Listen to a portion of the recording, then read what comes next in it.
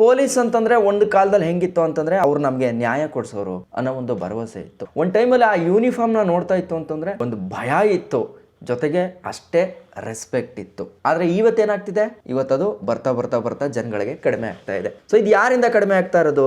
ನನ್ನ ಪ್ರಕಾರ ಹೇಳೋದಾದ್ರೆ ಪೊಲೀಸವರಿಂದನೇ ಹಾಳಾಗ್ತಾ ಇರೋದು. ಸೊ ಈ ವಿಚಾರನ ನಾನು ಮಾತಾಡೋಕ್ಕಿಂತ ಮುಂಚೆ ಒಂದು 100 ಸಲ ಯೋಚನೆ ಮಾಡಿದ್ದೀನಿ. ಒಂದು ಸಿಸ್ಟಮ್ ಮೇಲೆ ಏಕಾಏಕಿ ಮಾತಾಡಬೇಕು ಅಂತಂದ್ರೆ ಅದು ಕಷ್ಟದ ವಿಚಾರ. ಯಾಕೆ ಅಂತಂದ್ರೆ ಅದೊಂದು ಭಯ ಇರುತ್ತೆ. ಇನ್ ಕೇಸ್ ನಾನೇನಾದರೂ ಒಂದು ಡಿಪಾರ್ಟ್ಮೆಂಟ್ ಬಗ್ಗೆ ಮಾತಾಡಿದಾಗ ನಾಳೆ ದಿನ ನನ್ನನ್ನೇನಾದರೂ ಟಾರ್ಗೆಟ್ ಮಾಡ್ಬೋದಾ ಅನ್ನೋದು ಕೂಡ ಇರುತ್ತೆ. ಈ ವಿಡಿಯೋದಲ್ಲಿ ಯಾರು ನಿಷ್ಠಾವಂತ ಅಧಿಕಾರಿಗಳು ನೋಡ್ತಾ ಇದ್ದೀರೋ ಅವ್ರಿಗಂತೂ ಅಲ್ಲ, ಯಾರು ಪೊಲೀಸ್ ಇಲಾಖೆನ ಹೆಸರನ್ನ ಕೆಡಿಸೋ ತರ ಒಂದು ಕೆಲಸ ಮಾಡ್ತಾ ಇದಾರಲ್ಲ ಅವ್ರಿಗೆ ಸಂಪೂರ್ಣವಾಗಿ ಈ ವಿಡಿಯೋ ಸಮರ್ಪಿತ ಆಗಿರುತ್ತೆ. KP ಅಗ್ರಹಾರ ಪೊಲೀಸ್ ಸ್ಟೇಷನ್ ನ ಇನ್ಸ್ಪೆಕ್ಟರ್ ಆದಂತ ಅಟೆಂಡ್ ಆಗಿ ಸಿಗಾಕೊಂಡ ತಕ್ಷಣನೇ ಲಬ ಅಂತ ಬಾಯಿ ಬಡಿತಾರೆ. ನಾವು ಸಡನ್ ಆಗಿ ನೋಡಿದಾಗ ನಿಜವಾಗ್ಲೂ ಯಾವ್ದೋ ಶೂಟಿಂಗೋ ಅಥವಾ ಏನೋ ಅನ್ನೋ ತರ ಫೀಲ್ ಇತ್ತು. ಬಟ್ ಆದ್ರೆ ಒಂದಿನದ ಹಿಂದೆನೆ ಅವ್ರು ಯಾರೋ ಒಬ್ರು ಉದ್ಯಮಿನ ಹಿಡ್ಕೊಂಡು ಮನೇಲಿ ಎಲ್ಲ ಪೊಲೀಸವರೆಲ್ಲ ರೌಂಡ್ ಹಾಕೊಂಡು ನಿಂತಿದ್ದು ಒಂದು ವಿಡಿಯೋ ನೋಡಿದ್ವಿ. ಯೂಶುವಲಿ ಆತರ ಯಾರನ್ನು ಕೂಡ ವಿತೌಟ್ ವಾರಂಟ್ ಆ ತರ ಹೋಗಿ ಟ್ರೀಟ್ ಮಾಡೋಂತ ಅವಶ್ಯಕತೆ ಇಲ್ಲ ಕಾನೂನು ಪ್ರಕಾರ. ಆದ್ರೆ ಅವರು ಮೇ ಬಿ ಒಂದು ಕೆಟ್ಟ ಉದ್ದೇಶದಿಂದ ಇದನ್ನ ಮಾಡಿದ್ದಾರೆ ಅಂತ ಕಾಣಿಸುತ್ತೆ. ಅಧಿಕಾರ ಇದೆ ಅಂತಂದಾಗ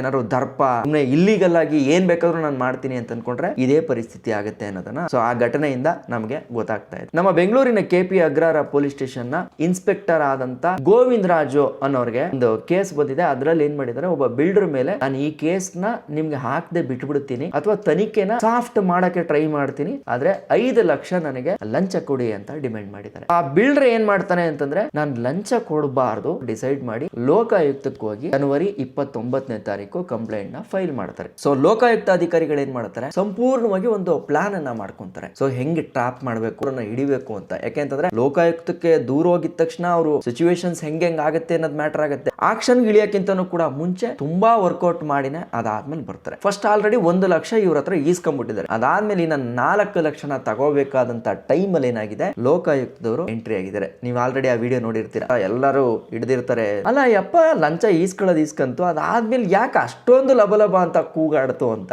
ನನಗ್ ಗೊತ್ತಿರೋ ಪ್ರಕಾರ ಇವನ್ ನನ್ನ ಫ್ರೆಂಡ್ಸು ಕೂಡ ಈಗ್ಲೂ ಪೊಲೀಸ್ ಎಕ್ಸಾಮ್ ಬರೆಯಕ್ಕೆ ಒದ್ದಾಡ್ತಾ ಇದ್ದಾರೆ. ಒಂದು ಕಾನ್ಸ್ಟೇಬಲ್ ಆಗ್ಲಿ ಕೆಲಸ ತಗೊಳ್ಳೋದು ಎಷ್ಟು ಕಷ್ಟ ಅಂತಂದ್ರೆ ತಮಾಷೆನೇ ಅಲ್ಲ. ಹಗಲು ರಾತ್ರಿ ಓದಿ ಆ ಕಾಂಪಿಟೇಟಿವ್ ಎಕ್ಸಾಮ್ಗಳು 2-3 ಅಟೆಂಡ್ ಮಾಡಿ ತಲೆ ಕೆಟ್ಟು ಗೊಬ್ಬರ ಆಗ್ಬಿಟ್ಟಿರುತ್ತೆ. ಎಲ್ಲೋದ್ರೂ ಕ್ವಶನ್ ಮಾಡ್ತಾರೆ, ಏನೋ ಕೆಲಸ ತಗೊಂಡ ಅಂತಾರೆ. ಸೊ ಅಷ್ಟೆಲ್ಲಾನು ದಾಟ್ಕೊಂಡ್ಬಂದು ಆಫೀಸರ್ ಕೆಲಸ ತಗೊಂಡಿರ್ತಾರೆ ಅಂತಂದ್ಮೇಲೆ ಆ ಕೆಲಸನ ಕಳ್ಕೊಳ್ಳೋಂತ ಟೈಮ್ ಅಲ್ಲಿ ನನ್ನ ಪ್ರಕಾರ ಅವ್ರಿಗೆ ಆ ಹಳೆಯದೆಲ್ಲ ಜ್ಞಾಪಕ ಬಂದಿರುತ್ತೆ ಅಂತ ಅನ್ಕೊಂತೀನಿ. ನಾನು ಏನೇನು ಓದಿದ್ದೆ, ನಾನು ಎಷ್ಟು ಕಷ್ಟಪಟ್ಟಿದ್ದೆ, ಅಯ್ಯೋ ಅನ್ಯಾಯವಾಗಿ ಇವತ್ತು ನಾನು ಸಿಗಾಕೊಂಡ್ಬಿಟ್ನಲ್ಲ ಅನ್ನೋದೊಂದು ಭಯ ಬರುತ್ತೆ ಗೊತ್ತಾ. ಆ ಭಯದಿಂದ ಮೇ ಬಿ ಅವರು ಆತರ ಕೂಗಾಡಿದ್ದಾರೆ ಅಂತ ಅನ್ಸುತ್ತೆ. ಹೋಮ್ ಮಿನಿಸ್ಟರ್ ಬಂದು ಪ್ರೆಸ್ ನೋಟ್ ಎಲ್ಲ ಕೊಡ್ತಾರೆ. ಅದಾದ್ಮೇಲೆ ಈ ತರ ನಾವು ಲೀಗಲ್ ಆಗಿ ಅವ್ರ ಮೇಲೆ ಸ್ಟ್ರಿಕ್ಟ್ ಆಕ್ಷನ್ ತಗೊಂತೀವಿ ಅಂತ. ಏನ್ ಸ್ಟ್ರಿಕ್ಟ್ ಆಕ್ಷನ್ ತಗೊಂತಾ ಇದ್ದೀರಾ? ಸೊ ಈಗಿನ ಸರ್ಕಾರ ಅಂತಲ್ಲ, ಯಾವ ಸರ್ಕಾರ ಬಂದ್ರು ಎಸ್ಪೆಷಲಿ ಏನಾಗುತ್ತೆ, ಪೊಲೀಸ್ ಅವ್ರು ಈ ತರ ಲಂಚದ ಪ್ರಕರಣಗಳಲ್ಲಿ ಸಿಗಾಕೊಂಡಾಗ ಸಿಸ್ಟಮ್ ಮೇಲೆ ಒಂದು ನಂಬಿಕೆನೆ ಹೋಗುತ್ತೆ. ಯಾಕೆಂತಂದ್ರೆ ಕೋರ್ಟ್ಗೆ ಹೋಗಕ್ಕಿಂತ ಮುಂಚೆ ನಮ್ಗೆ ನ್ಯಾಯ ಸಿಗುತ್ತೆ ಅಂತ ಹೋಗೋದೇ ಸ್ಟೇಷನ್ ಮೆಟ್ಲಿಗೆ. ಆದ್ರೆ ಸ್ಟೇಷನ್ ಮೆಟ್ಲು ಲೆವೆಲ್ ಇಂದನೂ ಕೂಡ ನಮ್ಗೆ ಈ ತರ ಲಂಚದ ಅವತಾರ ಬಂದ್ಬಿಟ್ರೆ ಸಿಸ್ಟಮ್ ಇನ್ನೆಲ್ಲ ಹೋಗ್ಬೇಕು.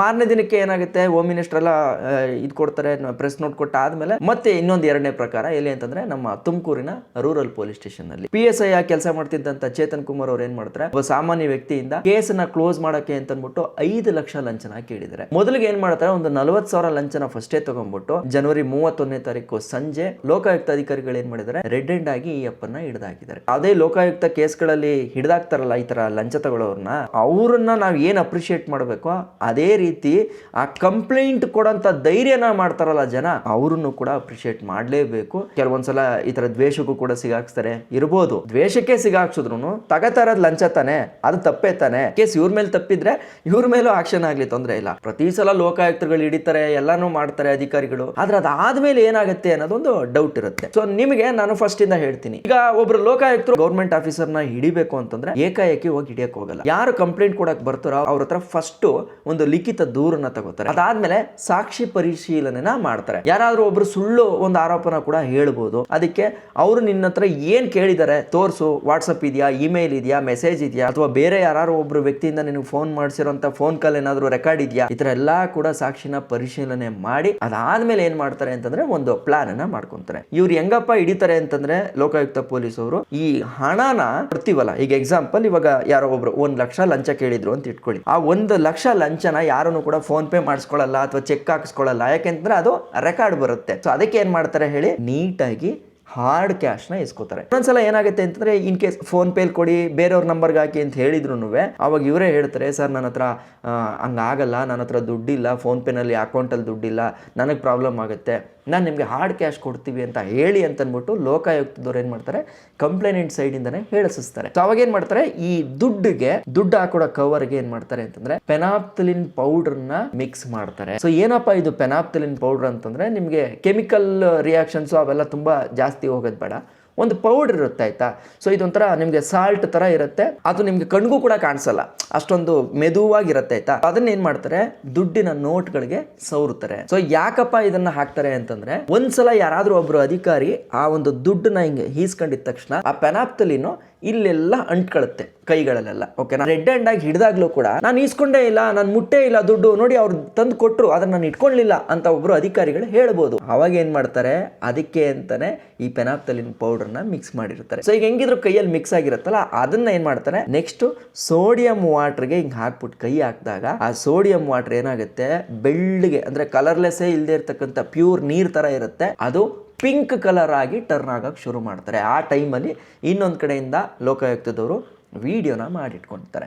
ಸೊ ಈಗ ಕಾನೂನು ಪ್ರಕಾರ ಇದು ವಿಡಿಯೋ ಕಂಪಲ್ಸರಿ ಮಾಡಬೇಕಾ ಅಂತಂದ್ರೆ ಕೋರ್ಟು ಕಂಪಲ್ಸರಿ ಮಾಡಬೇಕು ಅಂತ ಏನು ಹೇಳಲ್ಲ, ನಮಗೆ ಎವಿಡೆನ್ಸ್ ಕ್ಲೀನ್ ಆಗಿತ್ತು ಅಂತಂದ್ರೆ ಸಾಕು, ನೀವು ವಿಡಿಯೋ ಕೊಡಲೇಬೇಕು ಅಂತ ಏನಿಲ್ಲ ಅಂತ ಹೇಳುತ್ತೆ. ಇನ್ ಕೇಸ್ ವಿಡಿಯೋ ಇಲ್ಲ ಅಂತಂದಾಗ ಏನಾಗುತ್ತೆ, ಸೊ ಯಾರು ಅಧಿಕಾರಿ ಸಿಗಾಕೊಂಡಿರ್ತಾರೋ ಅವರಿಗೆ ನೆಕ್ಸ್ಟ್ ಅವ್ರ ಪರವಾಗಿ ಒಬ್ಬರು ವಕೀಲೋ ಯಾರೋ ಒಬ್ಬರು ಇರ್ತಾರಲ್ಲ, ಅವ್ರಿಗೆ ಇದನ್ನ ವಾದ ಮಾಡ್ಕೊಳ್ಳೋಕೆ ಒಂದು ಪಾಯಿಂಟ್ ಆಗುತ್ತೆ, ಅಂದ್ರೆ ಕಂಟೆಸ್ಟ್ ಮಾಡೋಕ್ಕೆ ಈಸಿ ಆಗುತ್ತೆ. ಅವ್ರ ಹತ್ರ ವಿಡಿಯೋ ಪ್ರೂಫ್ ಇಲ್ಲ, ಅವ್ರು ಬೇರೆ ಯಾವುದೋ ಒಂದು ರಿಪೋರ್ಟನ್ನ ಕೊಟ್ಟಿದ್ದಾರೆ, ಅದು ಇದು ಅಂತ ಏನಾದರೂ ಹೇಳಿ ಕಂಟೆಸ್ಟ್ ಮಾಡ್ಬಿಡಬಾರ್ದು ಅನ್ನೋದಕ್ಕೋಸ್ಕರ ಏನ್ ಮಾಡ್ತಾರೆ, ವಿಡಿಯೋ ರೆಕಾರ್ಡ್ ಅನ್ನು ಕೂಡ ಮಾಡ್ಕೊಂಡು ಅಡಿಷನಲ್ ಆಗಿ ಸಬ್ಮಿಟ್ ಮಾಡೋಂಥ ಕೆಲಸನ ಮಾಡ್ತಾರೆ. ಈಗ ನಿಮ್ಗೊಂದು ಐಡಿಯಾ ಬಂದಿರುತ್ತೆ, ಓಕೆ ಈ ತರ ಪೆನಾಪ್ತಲಿನ್ ಅಂತಂದ್ರೆ ಏನು, ಈ ಲೋಕಾಯುಕ್ತದವರು ಹೆಂಗೆ ಹಿಡಿತಾರೆ ಅಂತ. ಇದೊಂಥರ ಸಾಲಿಡ್ ಸಾಕ್ಷಿನೇ ಕೂಡ ಆಗುತ್ತೆ. ಒಂದ್ಸಲ ಈ ತರ ಹಿಡಿದ ಮೇಲೆ ಏನ್ ಮಾಡ್ತಾರೆ ಅಂತಂದ್ರೆ ಅಧಿಕಾರಿ ಮೇಲೆ FIR ಅನ್ನ ಹಾಕ್ತಾರೆ, ಅರೆಸ್ಟ್ ಮಾಡ್ತಾರೆ, ಜುಡಿಷಿಯಲ್ ಕಸ್ಟಡಿಗೆ ಒಪ್ಪಿಸ್ತಾರೆ, ಕೋರ್ಟ್ ಟ್ರಯಲ್ ಶುರು ಆಗುತ್ತೆ. ಈಗ ಯಾವ್ದಾದ್ರು ಒಬ್ರು ಅಧಿಕಾರಿಗಳು ಈ ತರ ಮಾಡಿದ ತಕ್ಷಣ ಅವ್ರನ್ನ ಸಸ್ಪೆಂಡ್ ಮಾಡಿದ್ವಿ ಅಂತ. ಸಸ್ಪೆಂಡ್ ಅಂತಂದ್ರೆ ಏನು, ಅದು ಟೆಂಪ್ರವರಿನಾ ಅಥವಾ ಪರ್ಮನೆಂಟಾ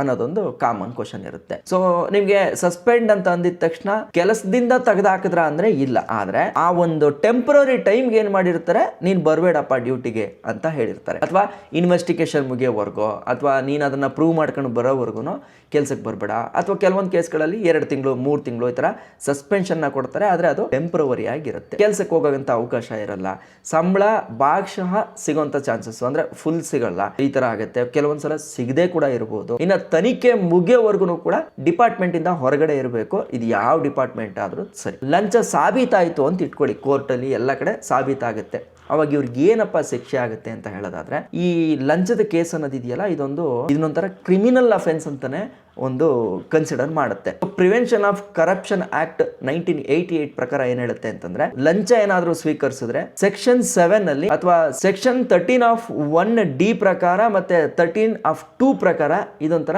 ಕ್ರಿಮಿನಲ್ ಮಿಸ್ಕಂಡಕ್ಟ್ ಅಂತ ಹೇಳಿ ಇದಕ್ಕೆ 3 ವರ್ಷ ಜೈಲ್ ಶಿಕ್ಷೆ, ಗರಿಷ್ಠವಾಗಿ 7 ವರ್ಷ ಕೂಡ ಆಗ್ಬೋದು ಅಥವಾ ಅದಕ್ಕಿಂತ ಹೆಚ್ಚು ಕೂಡ ಶಿಕ್ಷೆ ಆಗ್ಬೋದು, ಜೊತೆಗೆ ದಂಡ, ಈ 3 ಕೂಡ ಆದ್ರೂ ಆಗ್ಬೋದು. ಕೆಲವೊಬ್ಬರ ಮೇಲೆ ನಾವು ರೀಸೆಂಟ್ ಆಗಿ ಯಾವ್ದಾದ್ರು ಒಂದು ನ್ಯೂಸ್ ನೋಡಿರ್ತೀವಿ, ಯಾವ್ದೋ ಒಂದು ಅಧಿಕಾರಿ ಲಂಚಕ್ಕೆ ಸಿಗಾಕೊಂಡಿರ್ತಾರೆ, ಮತ್ತೆ ಇನ್ನೊಂದು ವರ್ಷ ಆದ್ಮೇಲೆ ಆರಾಮಾಗಿ ಡ್ಯೂಟಿಲೇ ಇರ್ತಾರೆ, ಕೇಸು ಕೂಡ ನಡೀತಾ ಇರುತ್ತೆ. ಇದು ಯಾವ ತರ ನಡೆಯುತ್ತೆ, ಕೇಸ್ ಇದ್ರೂ ಡ್ಯೂಟಿಗೆ ಬರ್ತಾ ಇರ್ತಾರಲ್ಲ ಅಂತಂದ್ರೆ, ಕೇಸ್ ಇದ್ರೂ ಕೂಡ ಡ್ಯೂಟಿಗೆ ಬರ್ಬೋದು ಸಸ್ಪೆನ್ಷನ್ ಅವಧಿ ಮುಗಿದ ಮೇಲೆ. ಸೊ ಅವ್ರ ಕನ್ವಿಕ್ಷನ್ ಆಗೋವರೆಗೂ ಕೂಡ ಕಾನೂನು ಅವರನ್ನ ಇನ್ನೋಸೆಂಟ್ ಅಂತಾನೆ ಭಾವಿಸುತ್ತೆ, ಅಂದ್ರೆ ಅವರ ಗಿಲ್ಟಿ ಪ್ರೂವ್ ಆಗೋವರೆಗೂ ಆತ ಒಬ್ಬ ಇನ್ನೋಸೆಂಟ್ ಅಂತ ಹೇಳುತ್ತೆ. ಈಗ ಆರೋಪಿ ಅಂತ ಕರೀತಾರಲ್ವಾ, ಸೊ ಆರೋಪ ಇದೆ ಹಂಗಾಗಿ ಆರೋಪಿ, ಆದ್ರೆ ಅವನೇ ಮಾಡದ್ನಾ ಅಂತ ಅನ್ನೋದು ಕೋರ್ಟ್ ಟ್ರಯಲ್ ಎಲ್ಲ ಆದ್ಮೇಲೆ ಡಿಸೈಡ್ ಮಾಡಕ್ ಆಗುತ್ತೆ. ಸೊ ಅಲ್ಲಿವರೆಗೂ ಏನ್ ಮಾಡ್ತಾರೆ, ಅವ್ರನ್ನ ಡ್ಯೂಟಿಗೆ ಹಾಕೊಂತಾರೆ, ಅವ್ರ ಮೇಲಂತೂ ಒಂದು ಬ್ಲಾಕ್ ಮಾರ್ಕ್ ಉಳಿಯುತ್ತೆ. ಇನ್ನ ಒಬ್ಬ ಪೊಲೀಸ್ ಅಧಿಕಾರಿ ಲಂಚದ ಕೇಸಲ್ಲಿ ಸಿಗಾಕೊಂಡ್ರೆ ಅವ್ರಿಗೆ ಪ್ರಮೋಷನ್ ಆಲ್ಮೋಸ್ಟ್ ಇಂಪಾಸಿಬಲ್ ಆಗುತ್ತೆ. ಸೆನ್ಸಿಟಿವ್ ಪೋಸ್ಟ್ಗಳನ್ನ ಇವ್ರಿಗೆ ಕೊಡಕ್ಕೆ ಹೋಗಲ್ಲ, ಯಾವುದಾದ್ರೂ ಜವಾಬ್ದಾರಿಯುತವಾದಂಥ ಒಂದು ಪೋಸ್ಟ್ ಇರುತ್ತಲ್ಲ, ಅದನ್ನ ಯಾರು ಒಬ್ರು ಲಂಚ ಇಸ್ಕೊಂಡಿದ್ದಾರೆ ಅಂತಂದ್ರೆ ಅವ್ರಿಗೆ ಕೊಡಕ್ಕೆ ಹೋಗಲ್ಲ. ಇನ್ನು ರೆಪ್ಯುಟೇಷನ್ ನಾಶ ಆಗುತ್ತೆ, ಅವರ ಫ್ಯಾಮಿಲಿ ಮೇಲೂ ಕೂಡ ಸಾಮಾಜಿಕವಾದಂಥ ಒತ್ತಡ ಶುರು ಆಗುತ್ತೆ, ರಿಟೈರ್ಮೆಂಟ್ ಬೆನಿಫಿಟ್ಗೂ ಕೂಡ ಸಮಸ್ಯೆ ಆಗುತ್ತೆ. ಇನ್ ಕೇಸ್ ಏನಾದರೂ ನಾಳೆ ದಿನ ನಮಗೊಬ್ರು ಯಾರೋ ಒಬ್ರು ಲಂಚ ಕೇಳ್ತಾರೆ, ಅವಾಗ ಏನಪ್ಪ ಮಾಡಬೇಕು ಅಂತ ಹೇಳೋದಾದ್ರೆ ಫಸ್ಟ್ ಭಯ ಪಡಬೇಡಿ, ನಿಮ್ಮ ಹತ್ರ 100% 100% ನಾನು ಲಂಚ ಕೊಡಬಾರ್ದು ಅನ್ನೋ ಮೈಂಡ್ ಸೆಟ್ ಇತ್ತು ಅಂತಂದ್ರೆ ಫಸ್ಟ್ ಏನ್ ಮಾಡಿ, ನಿಮ್ಮ ಪಕ್ಕದಲ್ಲಿ ಇರ್ತಕ್ಕಂಥ ಒಂದು ಲೋಕಾಯುಕ್ತ ಆಫೀಸ್ಗೆ ಹೋಗ್ಬಿಟ್ಟು ರಿಟರ್ನ್ ಕಂಪ್ಲೇಂಟ್ ನ ಕೊಡಿ. ಡೇಟು, ಟೈಮು, ಆಫೀಸ್ ನೇಮು ಎಲ್ಲ ಕ್ಲೀನ್ ಆಗಿ ಹಾಕ್ಬಿಟ್ಟು ಕಂಪ್ಲೀಟ್ ಡೀಟೇಲ್ಸ್ ನ ಹಾಕಿ, ಒಂದು ನೀವೇ ಹೋದ್ರೂ ಹೋಗ್ಬೋದು ಅಥವಾ ಒಬ್ರು ಅಡ್ವೊಕೇಟ್ ಅನ್ನು ಕೂಡ ಜೊತೆಲಿ ಕರ್ಕೊಂಡು ಹೋದ್ರೆ ಒಳ್ಳೇದು. ಆದ್ರೆ ಇದರಲ್ಲಿ ಎಚ್ಚರಿಕೆಯಾಗಿರ್ಬೇಕು. ಏನು ಅಂತಂದ್ರೆ ಯಾವುದೇ ಕಾರಣಕ್ಕೂ ಲಂಚನ ಕೊಟ್ಬಿಡಕ್ ಹೋಗ್ಬಿಡಿ. ಯಾಕೆಂತಂದ್ರೆ ಲಾಸ್ಟ್ ಅಲ್ಲಿ ನೀವೇ ಲಂಚ ಕೊಟ್ಟಿದ್ದೀರಾ ಅಂತ ಅಂದ್ಬಿಟ್ಟು ಕೇಸನ್ನ ತಿರುಗಿಸೋಂಥ ಸಾಧ್ಯತೆ ಇರುತ್ತೆ. ಆದರೆ ಆದಷ್ಟು ನೀವು ಏನು ಮಾತಾಡಿರ್ತೀರಲ್ಲ ಅದನ್ನು ರೆಕಾರ್ಡ್ ಮಾಡ್ಕೊಳ್ಳೋಕೆ ಟ್ರೈ ಮಾಡಿ. ಜೊತೆಗೆ ಒಬ್ಬ ವಿಟ್ನೆಸ್ ನಿಮ್ಮ ಜೊತೆ ಇರಲಿ. ಎಲ್ಲಿ ಲೋಕಾಯುಕ್ತ ಆಫೀಸ್ಗೆ ಹೋದಾಗ ನೀವು ಇನ್ನೊಬ್ಬರನ್ನ ಜೊತೆಲಿ ಕರ್ಕೊಂಡು ಹೋಯ್ತು ಅಂತಂದರೆ ಒಳ್ಳೆಯದು. ಅದಕ್ಕೆ ನಾನು ಒಂದು ಪಾಯಿಂಟನ್ನು ಹೇಳಿದ್ದು, ಒಬ್ಬರು ಅಡ್ವೊಕೇಟ್ನ ಕರ್ಕೊಂಡು ಹೋಗಿ, ಆವಾಗ ಯಾವುದೇ ರೀತಿ ಉಲ್ಟಾ ಬೀಳೋಂಥ ಚಾನ್ಸಸ್ಗಳು ಇರಲ್ಲ. ಇನ್ನೇನಾದರೂ ಲೋಕಾಯುಕ್ತ ಅಧಿಕಾರಿಗಳೇ ಲಂಚ ಕೇಳ್ಬಿಟ್ರೆ ಏನಪ್ಪ ಮಾಡೋದು ಅನ್ನೋದೊಂದು ಡೌಟ್ ಇರುತ್ತೆ. ಹೌದು, ಹಿಂಗೂ ಕೂಡ ಆಗುತ್ತೆ. ಈಗ ಲೋಕಾಯುಕ್ತರು ಪೊಲೀಸವ್ರನ್ನ ಅಥವಾ ಲಂಚ ತಗೊಳ್ಳೋಂಥ ಅಧಿಕಾರಿಗಳನ್ನ ಹಿಡಿತಾರೆ ಅನ್ನೋದಾದರೆ, ಲೋಕಾಯುಕ್ತದವರು ಕೂಡ ಅಧಿಕಾರಿಗಳೇ, ಅವ್ರು ಲಂಚ ತಗೊಬಾರ್ದು ಅಂತ ಏನೂ ಇಲ್ವಲ್ಲ, ಅವರು ಕೂಡ ಕೆಲವೊಂದು ಸಲ ತಗೊಂತಾರೆ. ಆ ಟೈಮಲ್ಲಿ ನಾವೇನು ಮಾಡಬೇಕು ಅಂತಂದರೆ, ಲೋಕಾಯುಕ್ತ ರಿಜಿಸ್ಟರ್ ಅಂತ ಇರ್ತಾರೆ, ಅವ್ರಿಗೆ ಹೋಗ್ಬಿಟ್ಟು ಕಂಪ್ಲೇಂಟ್ ಮಾಡಬೇಕು. ಈ ಥರ ಒಂದು ಕೇಸಲ್ಲಿ ನಾನು ಕಂಪ್ಲೇಂಟ್ ಕೊಡೋಕ್ಕೆ ಹೋದೆ, ಒಬ್ಬರು ಅಧಿಕಾರಿ ತಗೋತಾ ಇದ್ದಾರೆ ಲಂಚ ಅಂತ, ಆದರೆ ಇವರು ಅದನ್ನು ಹಿಡಿಯೋಕ್ಕೂ ಕೂಡ ನನ್ನ ಹತ್ರ ಲಂಚ ಕೇಳ್ತಾ ಇದ್ದಾರೆ, ನಾನು ಏನು ಮಾಡಲಿ ಅಂತ ಅಂದ್ಬಿಟ್ಟು ಅವ್ರಿಗೊಂದು ಕಂಪ್ಲೇಂಟ್ ಮಾಡ್ಬೋದು, ಅಥವಾ ಹೈಕೋರ್ಟ್ಗೆ ಅಪ್ರೋಚ್ ಮಾಡ್ಬೋದು, ಅಥವಾ ಚೀಫ್ ಸೆಕ್ರೆಟರಿ ಅಥವಾ DGPಗೂ ಕೂಡ ನೀವು ಅಪ್ರೋಚ್ ಮಾಡ್ಬೋದಾಗಿರುತ್ತೆ. ಕಾನೂನಿಗಿಂತ ಯಾರೂ ದೊಡ್ಡವರಿಲ್ಲ. ಯಾರೇ ಲಂಚ ಕೇಳಿದ್ರು ಅವರಿಂಥ ಮೇಲ್ ಅಥಾರಿಟಿ ಯಾರು ಇರ್ತಾರೋ ಅವ್ರಿಗೋಗಿ ಕಂಪ್ಲೇಂಟ್ ಮಾಡ್ಬೋದಾಗಿರುತ್ತೆ. ಸೊ ಏನು ಇದೆಲ್ಲ ಆಗದೇ ಇಲ್ವಾ, ಪ್ರಾಕ್ಟಿಕಲಾಗಿ ಪಾಸಿಬಲ್ ಇಲ್ಲ, ಹಂಗೆ ಹಿಂಗೆ ಅಂತ ಕತೆ ಹೊಡಿಬೋದು ನಾವು. ಬಟ್ ಆದರೆ ಪಣ ತೊಟ್ಟು ನಿಂತರೆ, ಇವ್ರನ್ನೆಲ್ಲ ಲಂಚ ತಗೊಳ್ಳೋರ್ನೆಲ್ಲರೂ ಹೊಡೆದು ಬಿಸಾಕಬೇಕು ಅನ್ನೋದು ಮನಸ್ಸಲ್ಲಿ ಬೊಬ್ಬನಲ್ಲೂ ಬಂದುಬಿಟ್ರೆ, ಈ ಲಂಚ ಅನ್ನೋಕ್ಕೆ ಹೆದರೋಂಥ ಒಂದು ಸಿಚುವೇಶನ್ಸ್ನ ನಾವು ಕ್ರಿಯೇಟ್ ಮಾಡ್ಬೋದು. ಸೊ ಇಲ್ಲಿ ಏನಾಗ್ತಾ ಇದೆ ಅಂತಂದರೆ, ಯಾವುದಾದ್ರೂ ಒಂದು ಪ್ರೋಸೆಸ್ಸು ಹೋಗ್ತಾ ಇರುತ್ತೆ. ಸೊ ಈ ಅಧಿಕಾರಿಗಳೇ ಅದನ್ನು ಡಿಮ್ಯಾಂಡ್ ಮಾಡಿ 10 ದಿನ ಆಗೋದನ್ನ 15 ದಿನ ಅಂತ ಮಾಡ್ತಾರೆ. ಯಾಕೆ? ಅವ್ರಿಗೆ ಲಂಚ ಬೇಕು. ಈಗ ನಾವೇನು ಮಾಡ್ತೀವಿ, ನಮಗೆ 10 ದಿನವೂ ಕೂಡ ಕಾಯೋಕ್ಕಾಗಲ್ಲ. ಆವಾಗ ಏನು ಮಾಡ್ತೀವಿ, ಲಂಚನ ಕೊಟ್ಬಿಡ್ತೀವಿ. ಅಪ್ಪ ನನ್ನ ಕೆಲಸ ಆದರೆ ಸಾಕಪ್ಪ, ಬೇರೆಯವ್ರದ್ದು ಹೆಂಗಾದರೂ ಆಗಲಿ, ನಾನು ನೋಡ್ಕೊಳಕ್ಕಾಗಲ್ಲ, ಅವೆಲ್ಲ ನನ್ನ ಕೆಲಸ ಈಗ ಮುಗಿಬೇಕು ಅಂತ ಅಂದ್ಬಿಟ್ಟು ಅರ್ಜೆಂಟಲ್ಲಿ ಇರೋರು ನಾವೇನು ಮಾಡ್ತೀವಿ, ಕೆಲವೊಂದು ಸಲ ಜನಗಳಿಂದನೂ ಕೂಡ ಈ ಕರಪ್ಷನ್ ಅನ್ನೋದು ಹುಟ್ಟಾಕೊಡುತ್ತೆ. ಸೊ ಈಗ ಯಾವುದಾದ್ರೂ ಸಿಸ್ಟಮಲ್ಲಿ ಒಂದು ತಪ್ಪಾಗಿದೆ ಅಂತಂದರೆ, ಅದು ಜಸ್ಟು ಒಂದು ಡಿಪಾರ್ಟ್ಮೆಂಟ್ಗೆ ಸಲ್ಲಿಸ್ಬಿಡಬಾರ್ದು, ಅಥವಾ ಸಮಾಜದ ಮೇಲೆ ಒಂದು ಜವಾಬ್ದಾರಿನ ಹಾಕ್ಬಿಟ್ಟು ಅಯ್ಯೋ ಈ ಸಿಸ್ಟಮೇ ಹಿಂಗೆ ಅಪ್ಪ ಅಂತ ಹೇಳೋ ಬದಲು, ಆ ಸಿಸ್ಟಮಲ್ಲಿ ಬದುಕ್ತಾ ಇರೋರು ಯಾರು? ನಾವುಗಳು. ನಾವು ಬದಲಾಯಿತು ಅಂತಂದರೆ ಸಮಾಜ ಆಟೋಮೆಟಿಕ್ಕಾಗಿ ಬದಲಾಗುತ್ತೆ ಅನ್ನೋ ಒಂದು ವಿಚಾರನೂ ಕೂಡ ನಾನು ಈ ವಿಚಾರದಲ್ಲಿ ಹೇಳೋಕ್ಕೆ ಇಷ್ಟಪಡ್ತೀನಿ. ಸೊ ಈ ವಿಡಿಯೋನ ನೆನ್ನೆನೇ ಮಾಡಬೇಕಾಗಿತ್ತು, ಬಟ್ ನಾನು ಹೇಳ್ದಲ್ಲ, ಕಾರಣಾಂತರಗಳಿಂದ ಮಾಡೋಕ್ಕಾಗಿರಲಿಲ್ಲ. ನಿಮ್ಗೆ ಇವಾಗ ಒಂದು ಐಡಿಯಾ ಬಂದಿರುತ್ತೆ, ಏನಿದು ಲೋಕಾಯುಕ್ತರು ಹೆಂಗೆ ಹಿಡಿತಾರೆ, ಲಂಚದ ಕೇಸ್ಗಳಲ್ಲಿ ಏನೇನು ನಡೆಯುತ್ತೆ ಅನ್ನೋ ಕಂಪ್ಲೀಟ್ ಪ್ರೋಸೆಸ್ನ ನಿಮಗೆ ತಿಳಿಸೋಂಥ ಪ್ರಯತ್ನ ಮಾಡಿದ್ದೀನಿ. ಇನ್ ಕೇಸ್ ಅದಾದ್ರು ಇನ್ಫಾರ್ಮೇಷನ್ನ ಬಿಟ್ಟಿತ್ತು ಅಂತಂದರೆ, ವಿಡಿಯೋ ಇಲ್ಲಿವರೆಗೂ ನೋಡಿರೋರು ದಯವಿಟ್ಟು ಕಮೆಂಟ್ ಮಾಡಿ ಅದನ್ನು ಕೂಡ ತಿಳಿಸಿ ಅಂತ ಹೇಳ್ತಾ, ಹಾಗೆ ಚಾನಲಲ್ಲಿ ಒಳ್ಳೊಳ್ಳೆ ಇನ್ಫಾರ್ಮೇಷನ್ ಸಿಗ್ತಾ ಇದೆ ಅನಿಸಿದ್ರೆ ಮಾತ್ರ ಚಾನಲ್ಗೆ ಸಬ್ಸ್ಕ್ರೈಬ್ ಮಾಡಿ ಸಪೋರ್ಟ್ ಮಾಡಿ ಅಂತ ಹೇಳ್ತಾ, ಈ ಒಂದು ವಿಚಾರದಲ್ಲಿ ನಿಮ್ಗೇನು ಅನಿಸುತ್ತೆ ಅನ್ನೋದನ್ನು ಕೂಡ ಕಮೆಂಟ್ ಮಾಡಿ ತಿಳಿಸಿ ಅಂತ ಹೇಳ್ತಾ, ನಾಳೆ ಮತ್ತೊಂದು ವಿಡಿಯೋ ಜೊತೆಗೆ ಒಂದು ಇನ್ಫಾರ್ಮೇಷನ್ ಜೊತೆಗೆ ಸಿಗುವ ಅಂತ ಹೇಳ್ತಾ, ನಾನು ನಿಮ್ಮ ಕಿತ್ತಡ್ ಕಿರಣ್. ಜೈ ಹಿಂದ್, ಜೈ ಕರ್ನಾಟಕ. ಮತ್ತೆ